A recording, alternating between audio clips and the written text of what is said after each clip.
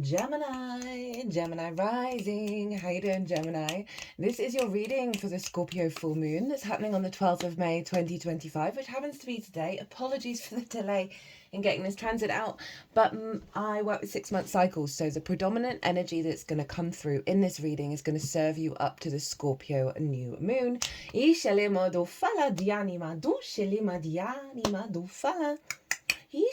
My name's Chloe. I work with card divination, astrology, and as you just heard, and as you could see, I channel multi-dimensional energies through my body, both in the form of physical and vocal light language. All of this brings in healing, attunement, and activation codes to the messages that are going to come through for you today, my loves. Okay, so I read for the rising signs. So in terms of the astrology that I'm going to talk about. So for those of you who don't have Gemini in the first house, look to the house it does fall in. Look to the themes of that house, and you want to apply those themes along with all the other meaning you've got going on in the sign of Gemini to the messages that come through in this reading. It's going to be as if that Gemini energy, wherever it falls in your natal chart, has now energetically moved to the first house. So the astrology for the rising sign will always still link in. You've just got to add on your own natal chart meaning on top of it. For example, I've got Gemini in the 11th, and I've got Chiron there and the asteroid Pallas Athena, who's playing a role in this moon. So I'd bring all that meaning into what comes through in this reading. So my loves, there is a collective reading. That was the first reading that went out, and that's where I've broken down the astrology of the exact moment of the full moon in way more detail, of how all the celestial bodies are talking to each other, and that forms an energetic blueprint, a frequency of meaning that gets downloaded into us that we then are working with, right? So really went into the weeds with that. There's a lot going on. Basically, the whole chart is getting involved. That doesn't always happen in every transit. So there's a busyness, there's an intensity. It's a Scorpio moon. It's happening at 22 degrees and 12 minutes of Scorpio and Taurus respectively. Obviously the sun is over in Taurus at the moment, and in that collective reading I did collective tarot, and that tarot was wild. I haven't had a reading like that in a while with that kind of frequency, where I would be talking about something and the cards that came out immediately after me saying a thing would be so literal in the cards, right? The reconfirmation, the alignment energy. It really did blow my tiny little mind. Obviously some channeled messages come through in those collective readings. They're a bit more philosophical, a bit more esoteric, to help us sort of, really tap into the most integrated and expansive intention of something. And that way we can kind of zoom out. We realize that's the bigger picture of what's this trying to teach us, what's the intention behind the good, the bad, the beautiful, and the ugly. And it really helps us apply that energy to all the nuances of our life by zooming out in that way. So if you want a deeper understanding of what's showing up here, pause this video, go watch the collective reading, and then come back to see how that acts as a baseline to what's going to be coming through for the Gemini energy. So I've got a Gemini rising friend, and she is doing a holotropic breathwork session at the time of the full moon. And why is this relevant? Well, this is happening in your 6th house of work, how you figure things out, routines, physical health, co-workers, and therefore collaboration, pets, and therefore acts of service. So I just thought I'd wanted to bring that little synchronicity in, especially with this Pallas Athena energy that's over in Aquarius, which I will talk about, which the mind suit, the air suit's all about the breath. And so this is an energy around your physical body and how you work and putting your work into practice. So we're going to get 3 cards from the tarot as I talk about the astrology. The first card is linked into one of the big channeled messages that came through in the collective reading, that following the new moon in Taurus, which brought in a blueprint, which was essentially heaven on earth, of bringing that into bringing a multi-dimensional frequency and more integrated frequency into the physical realm. Now that's taking a little while to unfold, that blueprint, and the fact that we've got this full moon coming straight afterwards, and the message I got from that is we are basically defragging ourselves. If you don't know what that is, go have a Google. I talk about it in the collective reading, but it's essentially we're clearing out junk code, code around fear, right? And being in the shadows. We're clearing out the junk code that doesn't relate to our frequency anymore with this one. It's been very intense in the lead up. I only felt a let up yesterday, which was Sunday, the day before the moon, where everything just seemed to settle after being quite chaotic and quite like, oh, this feels uncomfortable. Why is this coming up? Why is this going on? So I cleared this, but it's really dredging the swamp basically. So we're going to get a card on what's being cleared out with this full moon, what's been let go of, that defrag is working its magic on us about. And the second card is going to be what's the activation code. So even though full moons do mark a completion, a closing out of a cycle, with that and everything that we've learned from that cycle, we then get an upgrade. We then get a download code that's linked into the next stage, right? So we're going to get an understanding of what that activation code is that's being imprinted into your vessel that you're then working with over the next 6 months up until the Scorpio new moon. We're going to get a card on how to work with that energy, how to amplify that upgrade. As well as the card at the bottom of the deck acting as root energy. And we're working with 2 different oracle decks in this transit, so we'll get a couple of those at the end of me shuffling the tarot. So I've already mentioned where this is happening. It's happening in the adult in the house, adult in the room house, the 6th house, right, of work. As I said, how you work, how you figure things out and put that into practice, how you do your grind. It is about physical health. It is about routines. We can struggle being the adult in the room, often because we learn love languages of neglect that we then take on the road with ourselves. The 6th house is also, for me, a very important house in order to have healthy relationships, because if you don't understand how you work and you don't understand how to communicate that with someone else, or how to be able to observe how that would work with how somebody else works, then how are you supposed to have healthy relationships? And that's where the kind of collaboration co-worker energy can come in. For some of you, you may last year have wanted to get a pet, and this will be the time when you get that pet. That can be relevant to some of you. Right? So we're elevating your emotional body, and the moon represents the emotional body, our intuition, whether our needs are being met or not, how do we give and receive nourishment. And with this full moon here, you are elevating how you nourish yourself when it comes to work. We don't want to burn ourselves out, but we also don't want to be able to have that kind of drive to commit to how we put things into practice, to how we build in the world. All your building signs are water. So that flow state, that imagination, is very much how you build in the world. And Scorpio is fixed energy. So your capacity to get really intense and do some very powerful shamanic work in the way that you work is, very loud with Scorpio. For me, it's one of the most traditional shamanic energies in terms of that capacity to stand in the darkness and find your power and be able to transmute those difficult energies into light. Think of Bjork, right? She's, I believe, a Scorpio rising, sun and moon, right? Her energy and her lyrics and the themes that she brings in are intense. They're very powerful energy, and she's able to shift and move that around in the way that she transmits her music. So, oh, interesting. We got 1, 2, 3. Oh, okay, we're gonna get a bonus one. Oh,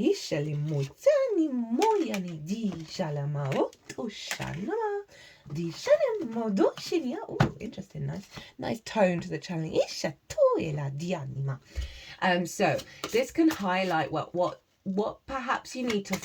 It's going to be dredging up fear, right, and clearing that out around perhaps any health issues that you have, any of your ability to commit to the way that you work, right, to being the adult in the room. There may be some blocks, some trauma responses that come up that sort of trigger the opposite of the themes of the 6, of like wanting to bolt and run, as well as highlighting that you're evolving when it comes to this, so standing more strong strongly and more firmly in your power. But I do just want to flag that it with this kind of full moon and with the other astrology going on there, and it being Scorpio, it is going to highlight those both sides of the same coin, and just trust the process. We're in a year 9. It's the year of the wood snake. I know, regulars, I talk about this every transit, but this is so significant. The astrology this year and next year is wild, right? The year work that we do on our soul retrieval, stepping up to our own incarnation, stepping up to the plate for ourselves, is going to be profound. So the astrology is not easy, but it's worth it. You can feel like your emotional body is going to feel quite fulfilled in the way that you understand how you work. That doesn't quite feel like your card. The sun, oh, by the way, the moon is conjunct Juno. Talk about that in the collective reading. The sun is over in Taurus, and it's conjunct Uranus again. Talk about that in the collective reading. And that's over in your 12th house, your hidden house, your house of mysteries, the unconscious realms, the unconscious spaces. And in the unconscious spaces can be trauma responses, limiting beliefs, distorted love languages, which is why this house is often associated with anxiety, depression, loss, grief, isolation, the going inward, the withdrawing, the maybe being in a bit of the doldrums, heightened anxiety, fear, worry, all of those things. You've been having those transits. The sun is nearly leaving there. Mercury's just entered, happens to be squaring Pluto, exactly. Talk about that in the collective reading. Can't remember, there was a very cool channeling that came through with that one, but I can't quite remember. There was a lot in that reading. Venus is going to move through there soon. So you're really, at the moment, you're working through some really deep-rooted blocks in your physical body and how you feel good, and recalibrating all of that. And this full moon is going to help you put everything that you're learning over in the 12th into practice, right? And really support and nurture and nourish yourself during this time, because 12th house transits aren't always easy. But underneath all of that stuff, right, all of that conditioning is, in fact, the magic of your soul. Okay, they're wanting you the Shillimore. Oh god, now all of these cards seem like they're for you. We're going to do the card at the bottom of the deck of this one as well. What was I saying? Yeah, the magic of your soul is in fact Taurus, right? And it can feel very personal to you, but also completely out of reach. I always say, whenever I talk to people about astrology, whether they know their chart or not, I'm like, when you find out your chart, look to the 12th house, figure out what that means to you, and try and bring that into the rest of your chart. Try and integrate it. But essentially, you are letting go of a lot of limiting beliefs in your physical vessel, how your senses feel, right? That fear response is being cleared out with this transit to a greater degree, and with what you've got going on in the 12th. So if you are feeling a little bit withdrawn or a little bit it happens for me in Cancer season. I've got Cancer in the 12th, and some years I end up eating all my feelings, right? You know, so it's those kind of things. Just be really loving, really caring of yourself. It's there, as I said, it's not always the easiest of transits, but it's worth it, right? Because then you get a reboot when everything moves into Gemini. Woo! Which is going to be soon. Pallas Athena is squaring the sun and the moon, and obviously Juno and Uranus as well. Pallas Athena is an asteroid. She represents long-term planning, strategy, taking a deep breath and getting the higher perspective. She is about wisdom and maturity.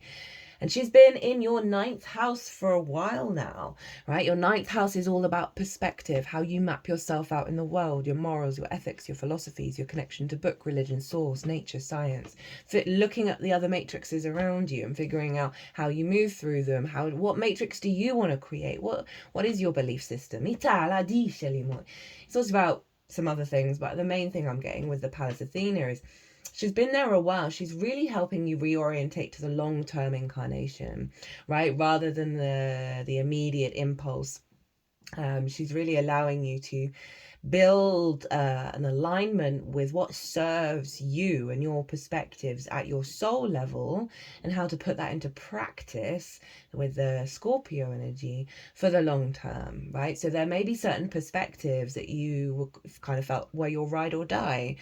And now this transit is really going, okay, no, I only thought that because that came from a trauma response with the sun over in Taurus. That came from a limiting belief that I learned when I was a younger, that I've taken out on the road. And Pallas Athena's like, that's we don't need that anymore. That's not for you. This is forming a T-square. And the release point of a T-square is the bottom of the T. And this is where Pallas Athena is.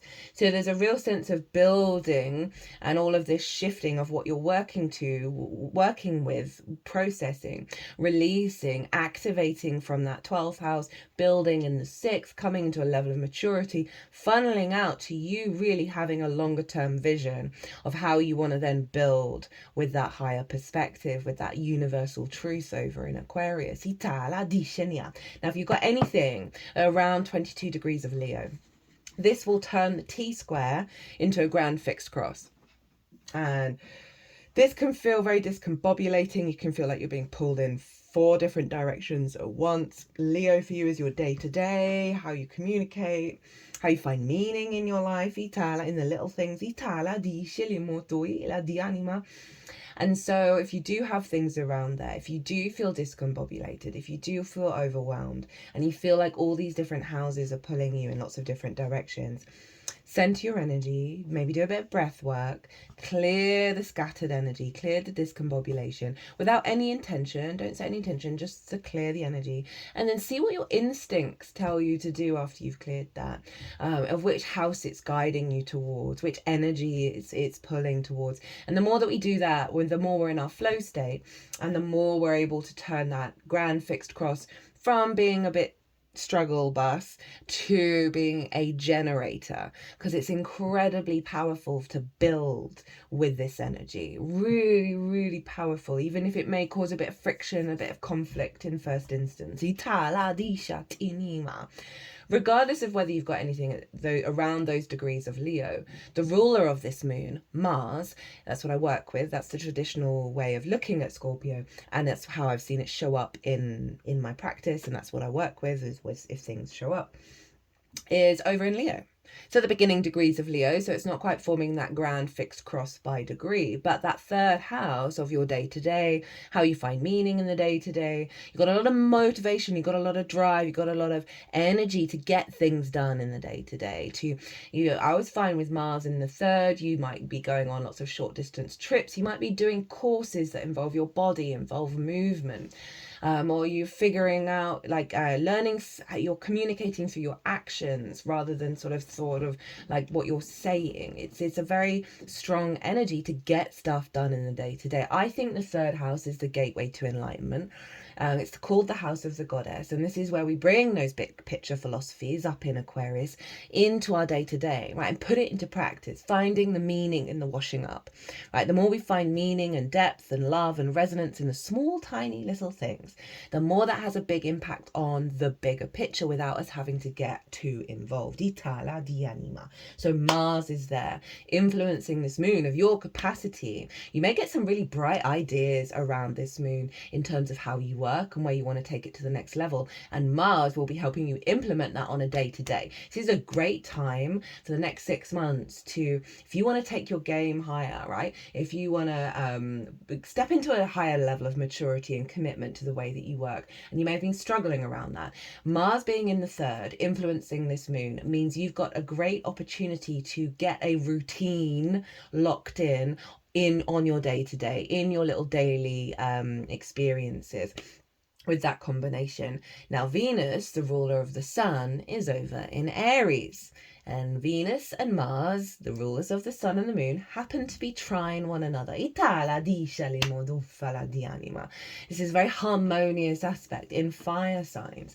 Our instincts are being recalibrated to our individual heart energy. Now Aries for you is over in your 11th house of hopes and dreams, friends, groups and alliances, and reaping the benefits from your 10th house. Venus moving through there often sees a lot of feminine energy come your way and let you know how good you're doing on your path. But overall, Venus in the 11th really helps you find creative connections and harmony around manifesting your hopes and your dreams. And she's in alignment with Mars, so there's a real flow here of creative outlook, your instincts coming together, that Venus is giving you the inspiration, Mars is giving you the impetus to act on it. And all of this is, you know, Venus is pulling the magic of your soul into your capacity to manifest your hopes and dreams at a higher level, with that Mars in the 3rd house influencing you, you know, stepping up to your longer term goals. Whether you know all the details about them, this is an instinct behind it. So you might just want to observe what you're instinctively driven to do over the next 6 months when it comes to all of this. Right, there's so much more going on in this moon, but I'm going to leave it there. Let's get on with your tarot. So this is what's being cleared out. This is what's being released for you with that defrag, with this full moon in Scorpio. The 5 of Cups. This happens to be a Mars in Scorpio card. Grief, loss, heaviness. This is a beautiful card to be closed out with.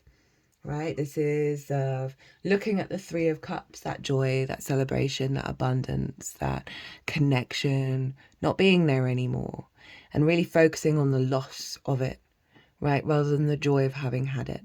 Okay, so this grief can be around, I mean, I feel like it's also tied into that sun over in Taurus, of things in the unconscious realms, Taurus, that reflect the grief, that funnel into, that are stuck in the unconscious, that have impacted the way that you work, the way that you're the adult in the room for yourself, the way you take care of yourself, and the grief of existence, really, of, you know, sometimes we can really struggle to commit and step up to the plate because of the pain we feel of all of this.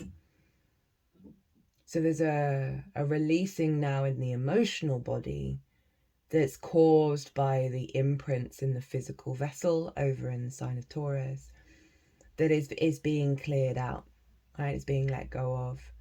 That sense of not being able to let go of the grief. And we never lose grief. If we never do, it's cyclical. But it doesn't have to have its predominant dominance over how we engage with the world.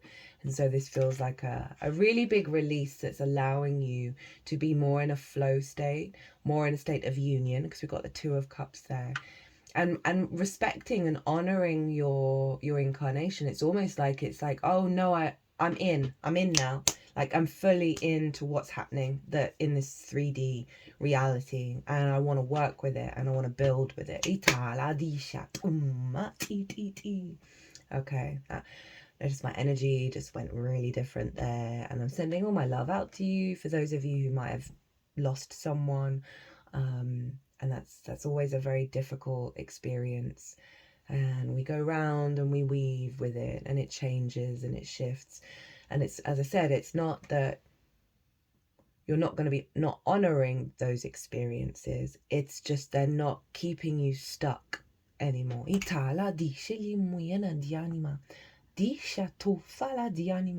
For some of you, this might be about having gone through a period of losing your flow and your creative energy and your feel-good factor around work. Okay, on an emotional level. Okay, what is the activation code? What is coming through for you, a Gemini? 10 of Cups. I mean, the reverse of the 5, isn't it, really? This is beautiful. So this is having cleared that you are stepping into a cycle of seeing this emotional shift that's happened. You're going to start to see it reflected in your external world. This is very much an external card. You also see here this, we've got 2 pairs of beings. You know, again, going back to that 2 of Cups of union of the feminine and masculine within you, and being at peace in your incarnation, being in union with the adult in the room with yourself, of being able to take care of yourself and respect yourself with honor and dignity, and feel the emotional flow and exuberance of how you work. Like lots more energy here. If I'm feeling a lot more energetic support.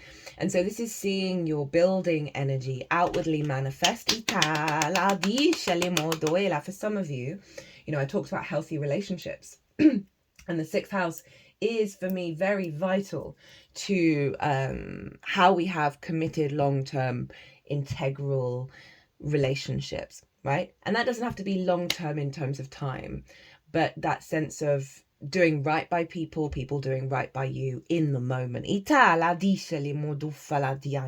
So some of you, this may be a business partner. This may be an elevation of your romantic relationships because you've let go of something quite core around neglect. That may have come from loss or abandonment issues.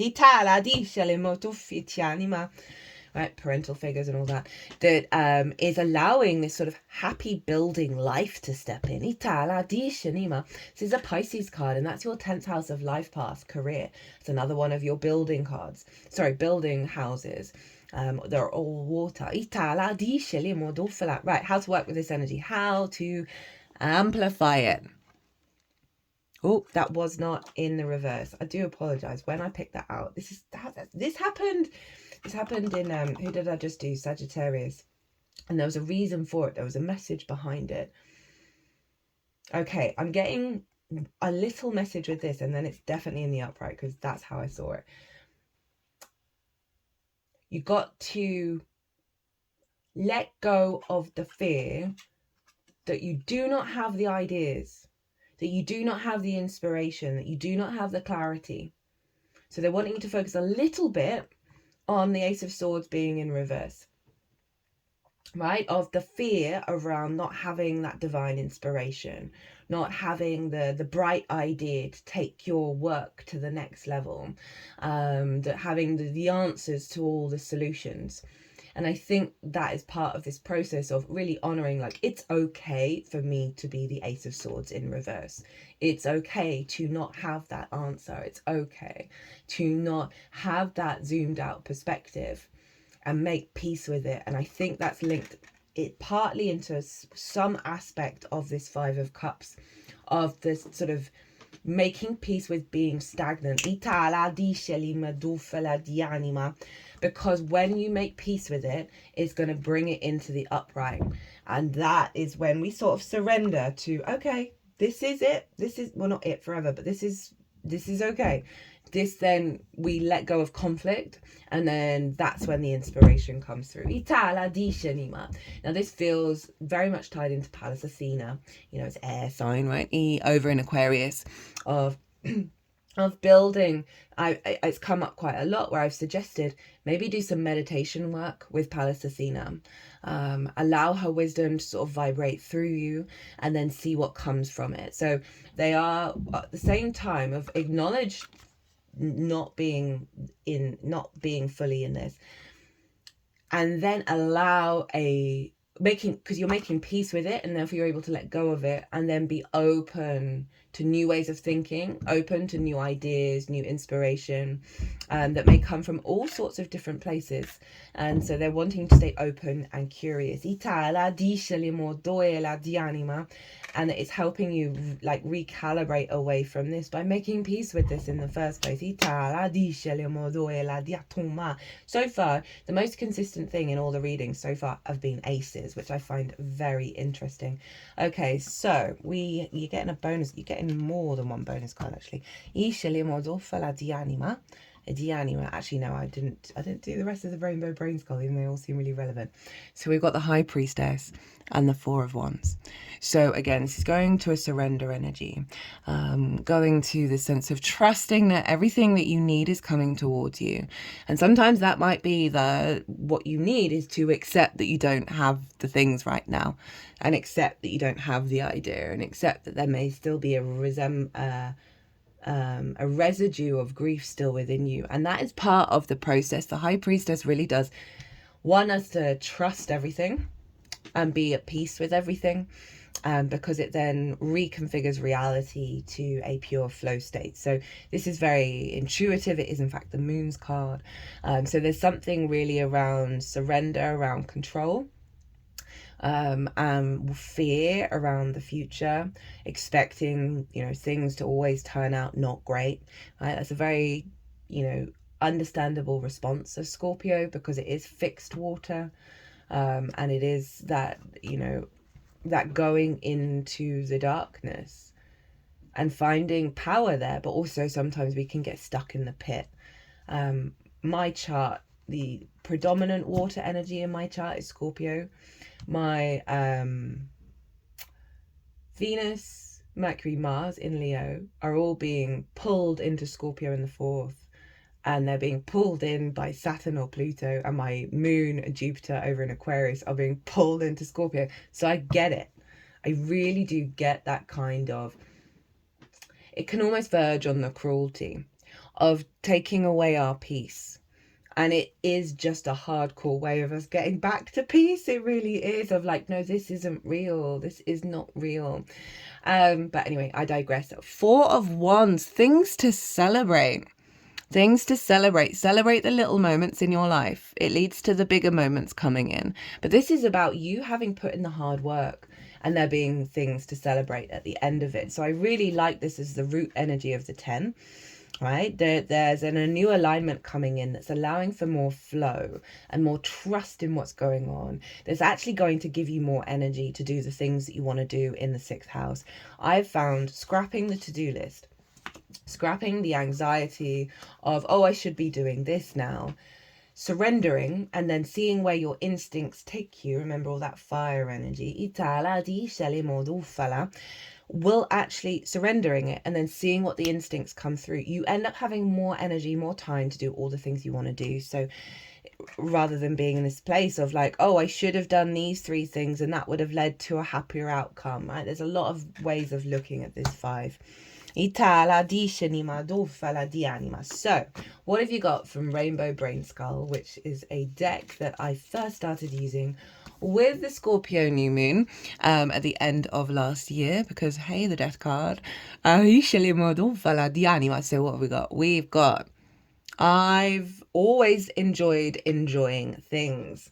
Did you already forget how much fun actual fun is? There are so many cool objects, so many fun activities, so many interesting sounds, so many everythings. Look around. That's really lovely, tied in with that 5 of Cups. And sort of what I said about with this being in reverse, making peace with feeling that disconnect and being really okay with it will bring this in.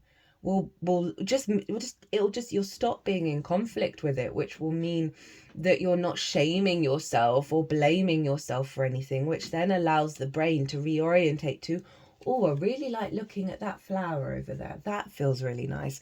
Rather than, oh, I should be doing this, work, burn out, right? I should have had all the answers. I've got to do all the things. This is very much not the vibe. And I really like that that's coming in terms of the frequency of being in surrender and being at peace with the unfoldment allows your focus to find more joy and resonance and energy in work. The 6th house is a hard house, but it's worth it. It's worth figuring out how to make that fun for you. Okay, my loves, final card. We've got from the Inner Power Oracle. I'm using this deck because the astrology's wild right now. It's heavy. We need self-care. Right? We need to be loving and kind to ourselves, very much, truly, madly, deeply. What have we got? I give myself permission to attend to whatever my mind, body, and soul need in this present moment. Oh my goodness, that really does sum up what I said about that in terms of be at peace with these things, not in conflict with them, not in heaviness with them, but honor each experience without the entanglement. And that is going to clear so much from you, that is going to bring about that flow moment.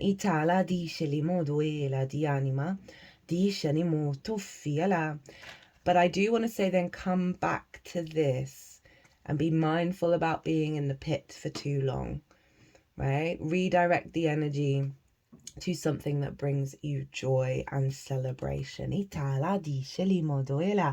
Well, Gemini, upgrade in how you work, how you take care of yourself, right? How you embody being the adult in the room that serves your longer term emotional frequency, right? This is a longer term energy that, of how you fulfill your wishes through the way that you work. And it's a mixture of being loving and kind, aware of the multifaceted nature of self, but come back to enjoying things, come back into a state of surrender, of trusting whatever's coming up, find a way of enjoying it. Scorpio is very good at finding the the joy, the resonance with the darkness, right? So you've got a very powerful way of harnessing that. Right, my loves, it's probably been the longest reading. I hope you enjoyed it. I hope it resonated. I hope it's providing some kind of support for you, my loves. As always, it's an honor and a privilege to read for you. If you want a private reading, my website is everywhere, or you can email me directly. But other than that, my loves, be good to yourselves, be good to those around you, safe travels, and be well until we meet again.